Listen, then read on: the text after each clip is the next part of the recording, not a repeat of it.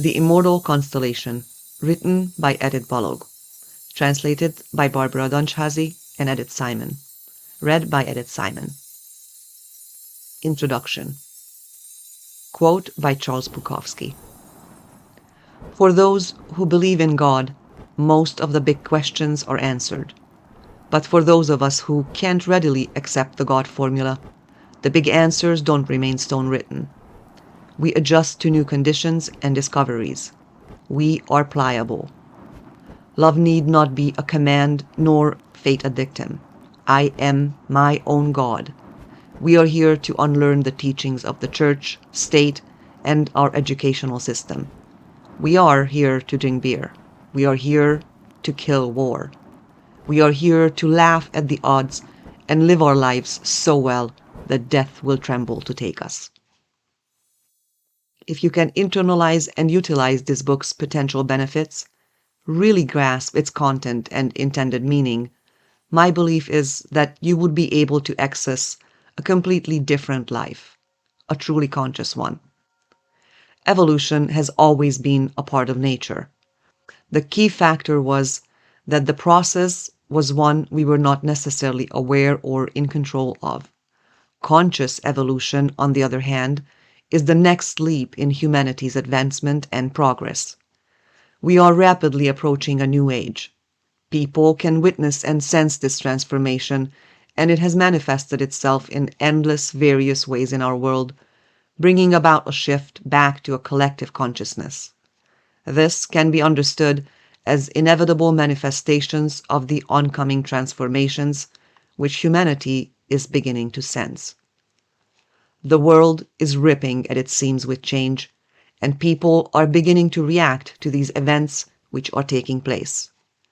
Picture such a change as a stadium at capacity, and in one corner, one individual rises up from their seat to usher in a wave which soon fills the entire building with collective effort. Though this upheaval and change has been sensed in many ways, it can be understood as the new age humanity is shifting into. The age of the Aquarius, the Golden Age. This fast-approaching new age is next in the cycle of astrological ages, with our current, or past, depending on the exact time spans we are considering, age being the age of the Pisces. Though there is no uniform agreement of the exact dates between the two and their individual time spans, there is, however, little debate that we are, in fact, fast approaching a shift from one age into the other. These astrological ages are linked with affecting humankind, the rise and fall of civilizations, shifting cultural tendencies, and are the harbingers of transformation in human thought. The Aquarius age, specifically, has been researched and connected to the elevation of human thought. Enlightenment, altruism, expression of consciousness, along with the many crises the world is experiencing, is illustrative of the waning of the Piscean age. The new era's message is the following: know yourself. Realize that you are life itself, and that life is the everlasting oneness in unity. Learn to live, and you can experience immortality. We must bathe in Aquarius's fountain of life. The life-giving spirit, the immortal constellation, is the spirit of the Aquarius's age, elevating the power of love. A new humanity is rising out of the sea of the Piscean age. Let us shed the assumed limits of our imaginations and give way to the limitless potentials of our conscious free will. This book is a curation of approaches and observations from various viewpoints with the objective of providing my set of definitions and explanations to identify the knowledge of our very selves, the world as a whole, and life itself in order to gain insight into all three. At times, it may appear as if two concepts I discuss are not directly related, but that is true only if we are merely glancing at the surface. Everything is interconnected. Therefore, there are no two concepts which do not relate to one another if our goal is to understand life. Everything is interdependent, and problems arise from regarding some parts as unimportant, because then we may fail to see its connection and relation to the whole picture, and thus miss a crucial piece of the puzzle. Each approach and part in this book are of equal importance and are crucial if we aim to draw a conclusion and utilize its potential. The illiterate of the 21st century will not be those who cannot read and write, but those who cannot learn, unlearn, and relearn. Alvin Toffler. Through the eyes of an artist. In other words, the primary colors which make up our vibrant worlds. Quote from Charles Bukowski. You begin saving the world by saving one man at the time.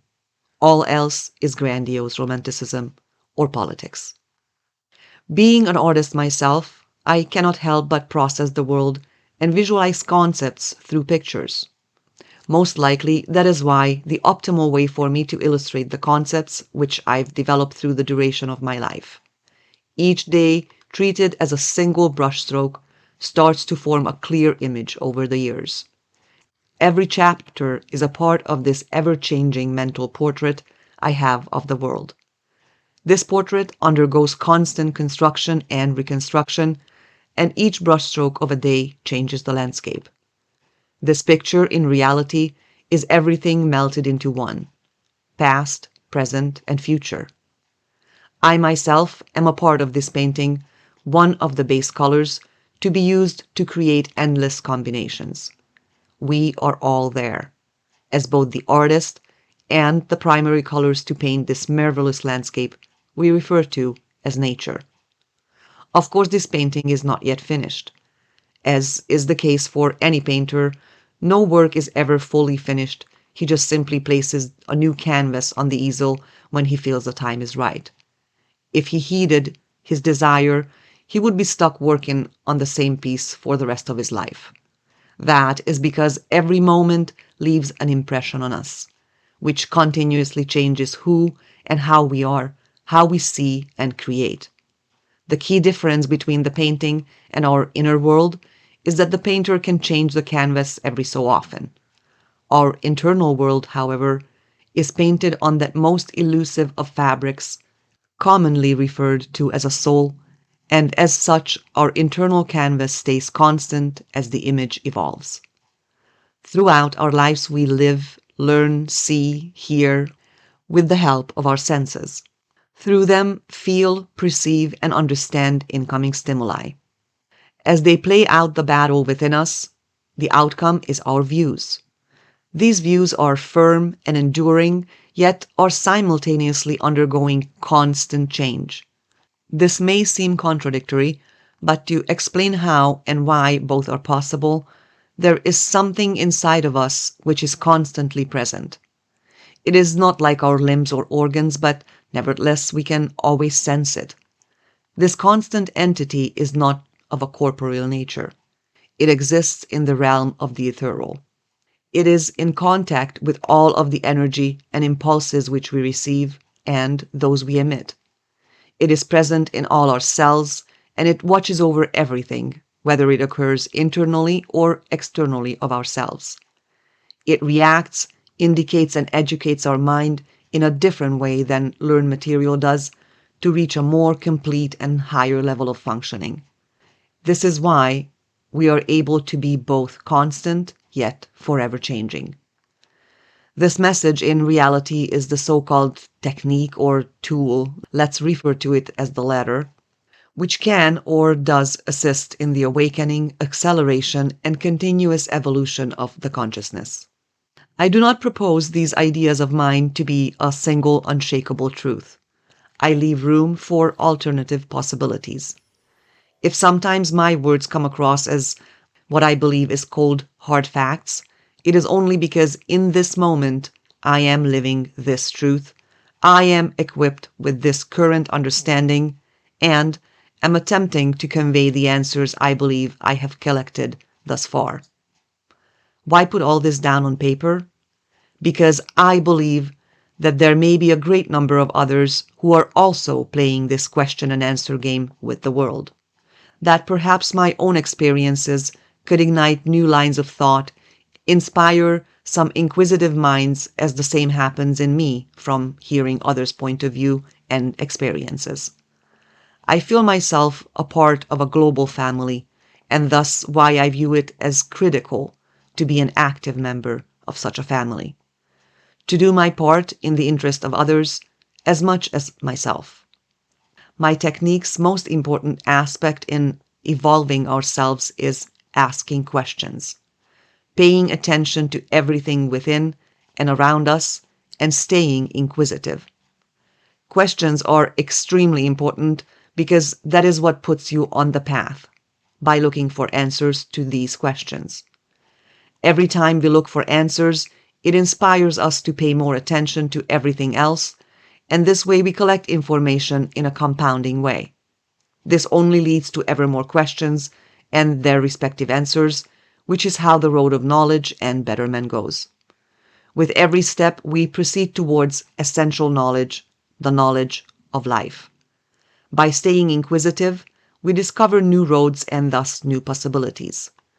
Life does not become great because we get the answers to everything, but because of its continuously changing nature, its infinite possibilities, and the knowledge that we are part of such a wonder.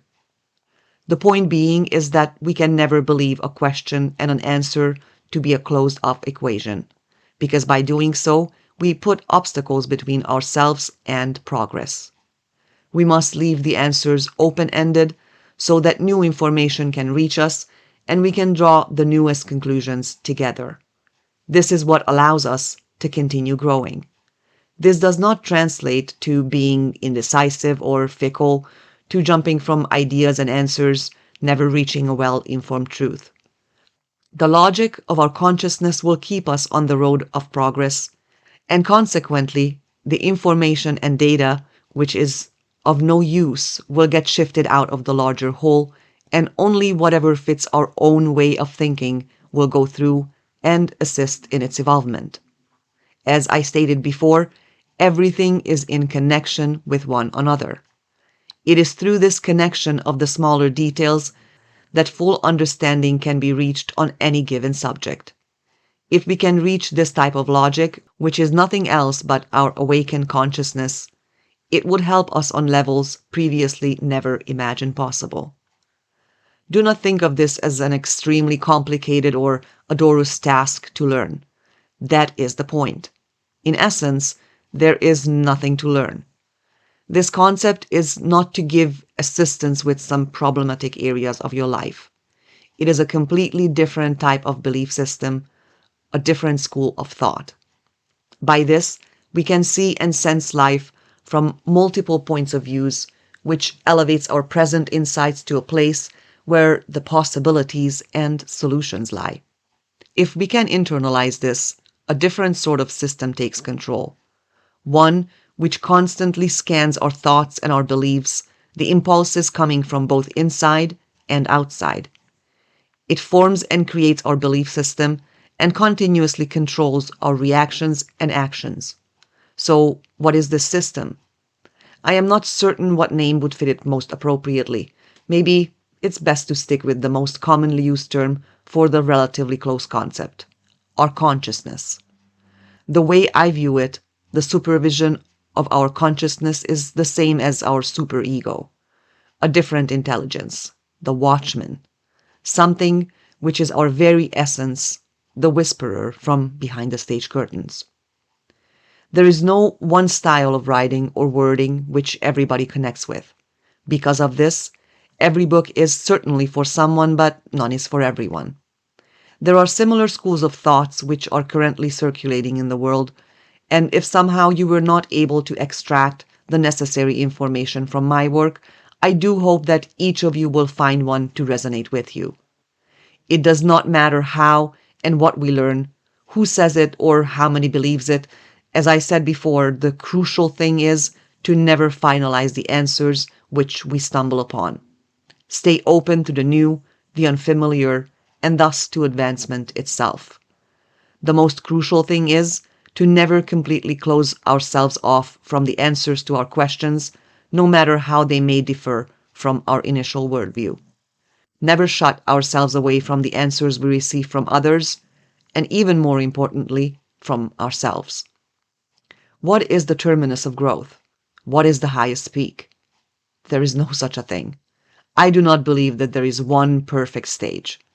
I believe all experiences are perfect. Contrary to popular belief, I do not believe that we are simply on a winding road ridden with problems only to come to a perfect end. We need to realize that everything we go through is already perfect, as it is our experiences which truly matter. The point is continuous change, that we become aware of our limitless possibilities and experience the infinite configurations of life. This is the very essence of living your life. This alone is perfection.